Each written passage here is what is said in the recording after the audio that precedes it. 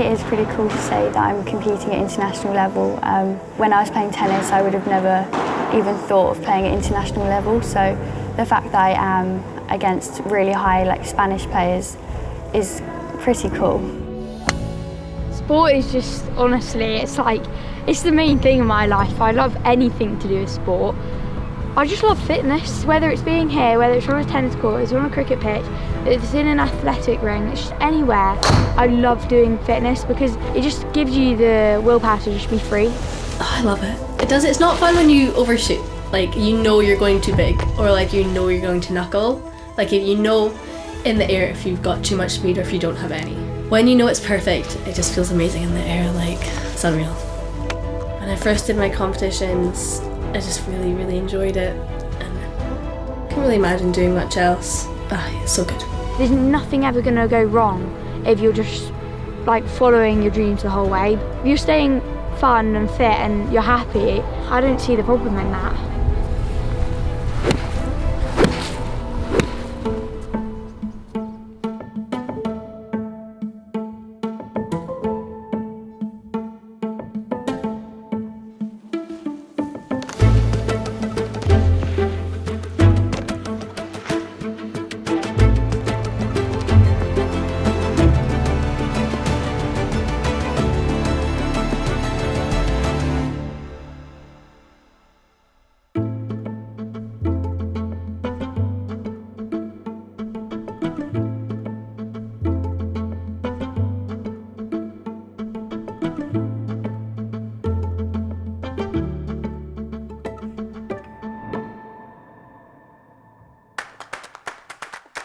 Hi, I'm Rosie Quirk, I'm a paddle player. I've been playing for about 18 months. Yeah, first points goes to Rosie. Oh, what a good serve from Rosie Quirk, excellent. That's how you do it, Rosie Quirk. Good tap out from the 16-year-old. The quality of Rosie Quirk, overhead shot there. She really get that over, wow. British girls are playing better and better. So a very good start here for Delamere and Quirk, who are current LTA #1s in the open female category. Under 16s and under 18s, I'm #1 LTA, and for women open, I'm LTA #1 and GB #8. Rosie Quirk, what an excellent play. Played tennis for 6 years, and my club started building paddle courts, and my mum fell in love with it, so she got me a few lessons, but then she entered the league and she then got injured, so I had to fill in for her, and ever since then I've loved playing the sport. I've been playing for about 18 months. I've played for GB and national level. Played for GB in the Euros in July, which was an amazing experience. I was very grateful to be picked, and we qualified for the next round. I played against Austria and I won my match, which I was very happy about, and I was just very proud to be playing for GB. So I'm excited for the future and what it holds. That's why she's picked for GB, isn't it? So, she is of a very high standard. What's remarkable is probably the fact that she's only been playing a year and a half, 15 years old, year and a half. So what we want is to see where she's at when she's 18. She'll be good, she'll be very good. I love Dan. He's really supportive in my lessons and a really good coach, tells me good tips. If my head's ever down, he brings me back up, makes me laugh. So yeah, he's really good with my mental side and my technical side of the game.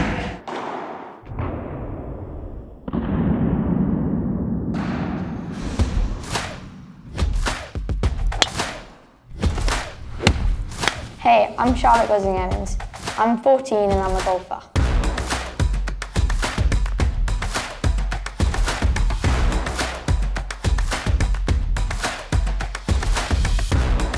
Oh, come on! Yes!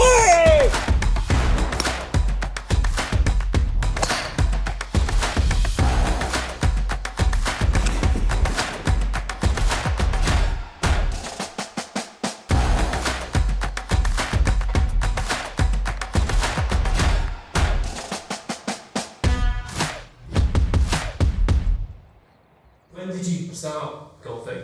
When did that journey start? I started to play golf between the ages of 9 and 10 during COVID. Oh, amazing. Let's keep going. Let's keep going. Let's be the plane. Be the plane. Runway. Yes. That is how to do it. Well done, Charlotte. So what were you doing before that you were playing tennis with? Oh, I've been playing tennis since the age of 2.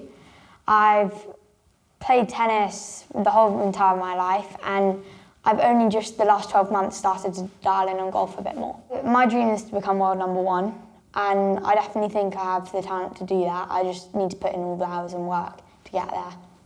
And do you think you'll do it? I definitely believe I'll do that.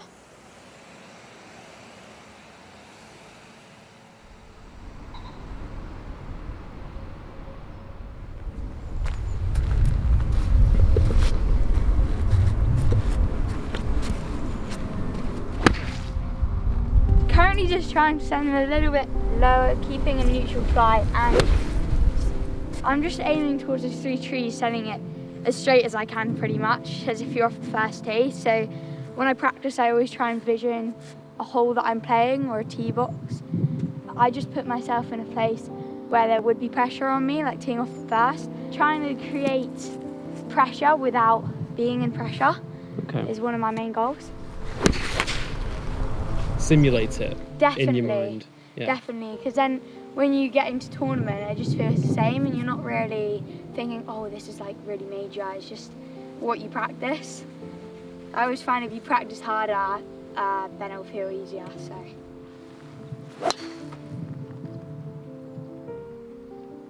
that ball had a crack in it. Oh, did it? Yeah, it had a crack in it because it changed shot shape twice. It went from left to right, from right to left, which never happens. Was there a moment when you realised, hang on, she could have a chance at actually taking this to the next level and being serious with it? Yeah, I think so. Look, she's already started off with tennis at such a young age. Tennis was a big part of my life, family's life. If you'd have spoke to her when she was 8 or 9 years old, she'd have been like, I want to win Wimbledon, I want to play on the tour, and I love that, and she did really well in some of the competitions. And then we came down here when we moved, actually, when we left the Air Force. We came to this local club, Springs. We met a guy called Paul, and he offered a few free lessons just to get us started, and she just took into it. And then all of a sudden, it was really weird, she just had this ability to hit the ball quite straight. So we were like, that's interesting. And it was just quite a nice, I guess, something different from tennis, which was great. Actually, it was probably about 12 months ago that we thought, well, she just came to us and said, actually, there's a few tough tennis tournaments. She said, I think I want to spend some more time doing golf. So last year, we sort of, embodied what she wanted to do, and we've really taken it to the next level. And we're just excited to see where it goes, to be honest with you. No pressure, just, she loves competing. She's mentally quite tough. So yeah, we'll just see where it goes. Nope. Fine, it's just a warm-up. Oh, it's just a warm-up? Yeah. Sorry, it's got loads. What do you think it is about paddle that has made it get so popular? I think anyone, any level can do it, any age. I think it's really friendly, so anyone can have a good laugh on the court. I had a few lessons, so I'd been playing for, I would say, maybe 2 months before I competed in my first LTA tournament. And I think as I started playing more, winning a couple tournaments, that's when I first realised that I'm getting better at the sport and it could be my future. It's kind of a mix between tennis and squash, so you've got the glass walls around you, and then it's like a miniature tennis court, and it's got like a lower net than tennis. So it's pretty much tennis in glass walls on a smaller scale. A lot of the hip mechanics and the lower legs are definitely very, very similar in tennis and golf. Seriously? Yeah, honestly, they're so similar. I'm told by my golf coach that not many people do this, but with my driver, I actually, from a backhand in tennis, I open this foot to create more room, to create more power as well. And he said he's never really seen that before. It's really like natural for me to do. I think, honestly, they are the most similar sports I've ever seen. They're so similar in every way. I love everything. I love the competitive spirit. I love turning up to events. I love travelling. Nice. I also like turning up, and every single time you turn up to an event, it's a different course every single week. Tennis is just, it's one court, it's the same court. You can travel 10 hours and it'd be the same court. But golf, you can travel half an hour and it can be completely different. I love planning out the course, and I love all the different numbers, maths, the technical bit. About last week, I was in the rough and I had about 30-yard chip, roughly, and I'd look at the hole and I just stop a minute and I just think, right, you've got to land it exactly 26, you've got to expect it to do 2 yards more and then stop. Where do you want your putt to be from? Do you want it uphill, do you want it downhill, do you want it on a break? So it's just, yeah, and then I stuck it to like 3 feet and made the putt, but it's just, there's a lot more that goes into it rather than, oh, you're just walking around a field with a stick in your hand.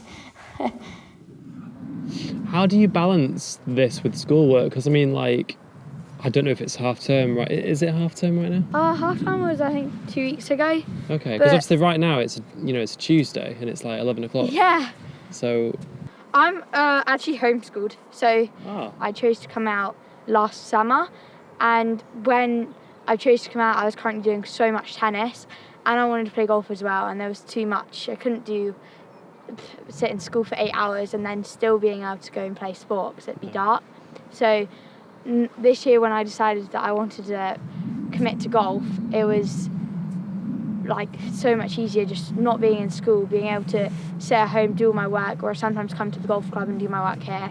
And I have video calls with one-to-one lessons, so it's really nice. I'm sitting my GCSEs year early. I chose to sit them a year earlier to give me some more, to challenge myself and to give me some more free time in the upcoming years. And I think I always try to get 3 to 4 hours of schoolwork done in the mornings between 8 and 12. That's the best way I work. And then I save from like 1 till 5, all my golf is able to just, no stress about the work. You can just go and play for fun, and it's great. She loves the academics, so we want to make sure that she continues on that path. And I think if you just spoke to us 4 or 5 years ago, the view was we'd keep her in education in the school system right the way through to 18. But I think COVID changed a lot of that in terms of how education can be delivered today to young children. So actually we've embraced it. She's going to do her GCSEs a year early to free up some more time for golf when she gets to 15, 16. What advice have you got for other parents who want to support their kids in the same way, but it can be challenging, especially when just life gets in the way? See, my wife and I were both in the military for a long time, so now we're out the military. Work is a little bit more flexible, which is really helpful. I take a lot of the responsibility on myself in terms of organising, planning. Charlotte would probably say we're not in the nicest of hotels all of the time, even though maybe a mum would like to be in the nicest hotels. But we just try and find the right balance. We can't be at every competition, we can't be at every training event, you can't always have coaching. But actually, I think with these types of sports, it's about her finding her own way as well, being a bit of a self-starter. She doesn't need any help. She can be on the course training 3 or 4 hours without any input and at no cost. There is a cost to equipment naturally, but it's no different to some of the other sports that are out there. So once we've established some of those clubs at an early age, then she's in a good place to do it. When we think about it, the balance that we have in terms of how she set up from a school perspective, although it's it's homeschooling, with her golf and still doing her tennis, which is really important, that multi-sport athlete, which for me is quite critical, she's in a good place with it.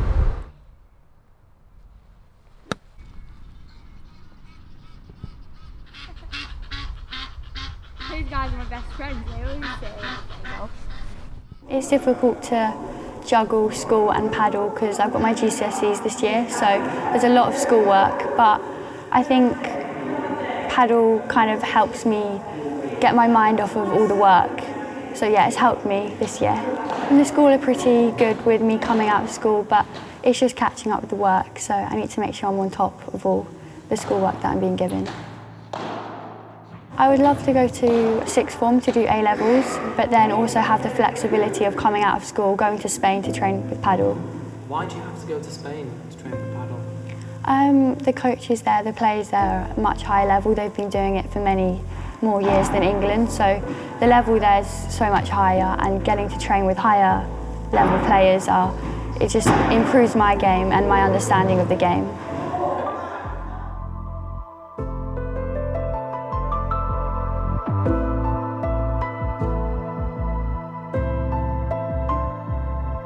It is, they have been doing it for longer. They've got the setup there, they've got the players, they've got the sparring. And as much as I can help her in the coaching side, sparring is the problem. When she goes to Spain, she's got an abundance of players where she can spar, so it massively helps. I think she enjoys the female connection because there are more females that she can play with of her level of of her standard.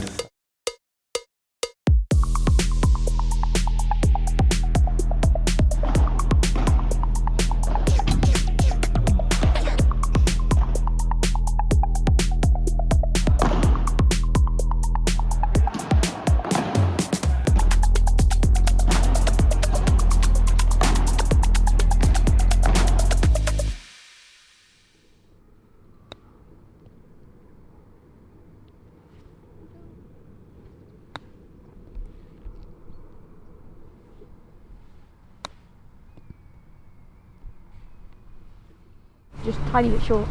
So you missed? Yeah. The last one was less than a foot away. This was pretty I still missed, but still missed? Close. 5 attempts. It's not only a sport, it's actually kind of almost a way of life, and I think this is where Charlotte's got the balance, because she treats it like it's a way of life, and that's really probably one of the most important parts about it, is having that journey and turning it into an obsession as well as your hobby. I had a bit of an interest, started teaching her, and look at her now, it's incredible. You've got to be able to get it out there a little bit. Had a class in here, didn't you? Yeah, I start teaching anywhere from 8 onwards, but to fit around Charlotte's school day, 7 o'clock's fine. Was it twice a week? Yeah, twice a week I used to play, and then we'd be in here. All winter, really? Yeah, you'd be up here like 6:30 setting all up for me, and then he'd get a coffee for my dad. They'd sit on the couch and coach me, and I'd be playing. You missed the white line. Yeah, I mean, we did have her on it, right? Paul, when she was with you, we had it bang on the line, so now before you abandoned me, that far. 1.6 offline, That's come quite on. interesting, look, so 1.6 yards offline, 216 yards. That's not bad. That's great swing. It's alright. The transition of power through the legs now is unbelievable, isn't it? It's unbelievable. She's relentless in terms of her attitude and preparation and and will to win. So I have no doubt that she'll max her potential, both in academics and in sport, wherever that will take her, wherever that will be, whatever that will mean. But it's just excited to be part of it. I think what SPORTA are doing is absolutely incredible. I think there's so much talent out there across a multitude of sports, and actually to be able to reach in and help one or two, or a team or a community, is really, really powerful. You know, it's our responsibility to, I guess, empower the next generation, and SPORTA are taking that mantle on and driving it forward through athletes like Charlotte. So A, we're really pleased for the support, and B, I think Charlotte believes actually there's another group, another family, the SPORTA family are behind her as well, which for me is really exciting. I feel very blessed to have all these opportunities from family and friends and people like SPORTA supporting us, and I generally feel really grateful that I have all these opportunities to travel, to play sports. I mean, all equipment is expensive, every single sport has an aspect of money involved, but SPORTA have been really, really helpful to me, because they've also given me extra confidence. There's that extra person, there's that extra community believing in you to do well. Sometimes you just need that extra little push to help you to get where you want to be, because there's so much talent around, and girls in golf are definitely developing, one of the fastest developing sports currently. And I think that helping them just with that extra bit of push may allow them to foresee their dreams and future.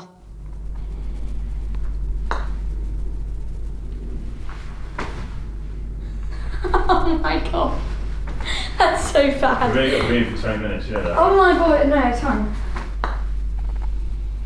There we go. And I think that just goes to show how grounded and rounded she is. She's an incredible kid. I think she's got a really, really bright future with what she does. So it'll be a fun journey to see. Drop shot, drop shot.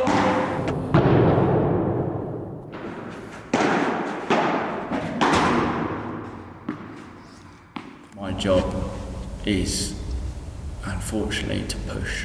It's me seeing how much I can get out of her. Can we really, really get her to a higher level? Can we get her close to top 50 in the world? And then from there, what can we do after that? There is a lot of athletes who face challenges, and they've put in loads of work, and due to financial circumstances or injuries, they've invested a lot of money and time into this sport, and it may not go their way. But for extra companies like SPORTA helping us, it just pushes that extra person to be able to give it a go and a chance at seeing their goals. Enjoy the sport. I think enjoyment is the main part. If you don't enjoy the sport, then I don't think you'll be able to get far in it. So I think just enjoying the sport and just trying your best. I think that's the most you can do. I just keep things fun, keep things simple, and keep believing.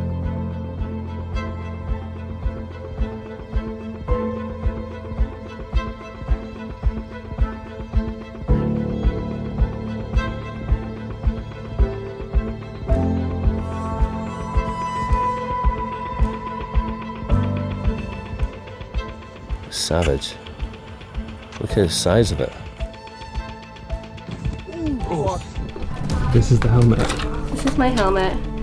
There's a lovely crack in it. Definitely, like, when you look at it afterwards, you're like, oh my god, that was my head in there.